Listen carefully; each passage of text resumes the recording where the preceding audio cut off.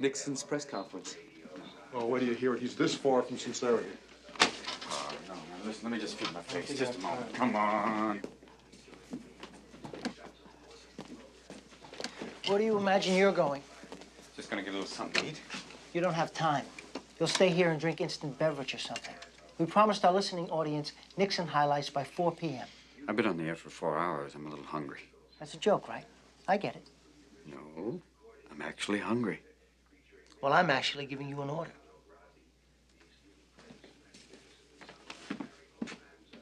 Oh, it's an order. In that case, gentlemen, let's edit.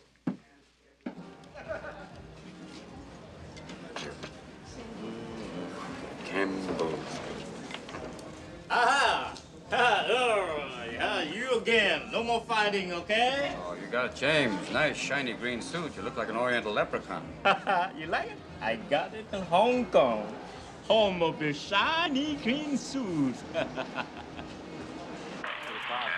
there is no place for neutrality or a neutralist settlement in South Vietnam. As I leave Vietnam today, there is no doubt, certainly in my mind, but that the Viet Cong will be defeated.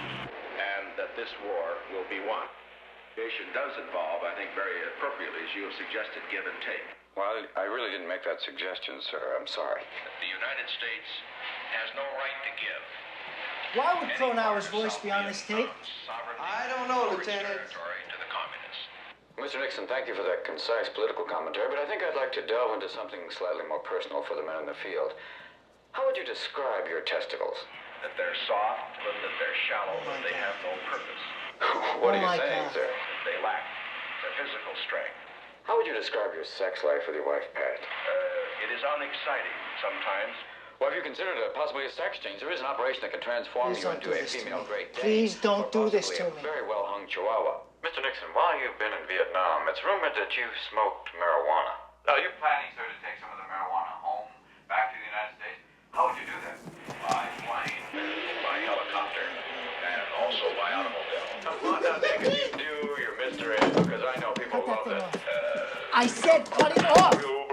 Sir. Where is Cronauer? Still eating, sir. I want to see him ASAP. What, sir?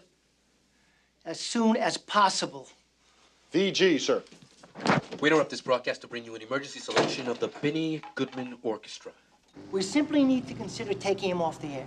Lieutenant, we get hundreds, maybe thousands of calls and letters each week. Fan mail. He's the first man in the history of Armed Forces radio to get fan mail. Every GI in this country is glued to his radio twice a day at 0600 hours and 1600 hours to hear that lunatic. Sir, the man has got an irreverent tendency. He did a very off-color parody of former VP Nixon. I thought he was hilarious. Respectfully, sir, the former VP is a good man and a decent man. Bullshit. I know Nixon personally. He lugs a trainload of shit behind him that would fertilize a cyanide. Well, I wouldn't buy an apple from the son of a bitch, and I'd consider him a good, close personal friend. Let's get down to business here, General. What the hell's going on here? We've got a mounting crisis in this country. We've got a DJ that the men dearly love. If you two have personal problems, solve them, will you? Thank you, Lieutenant.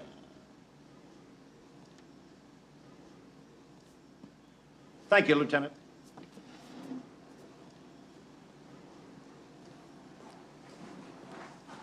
Speak your piece, Dick. Due respect, sir. I have over 15 years command experience in this Army.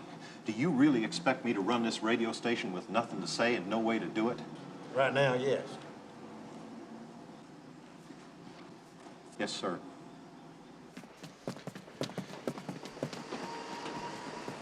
This is not over yet.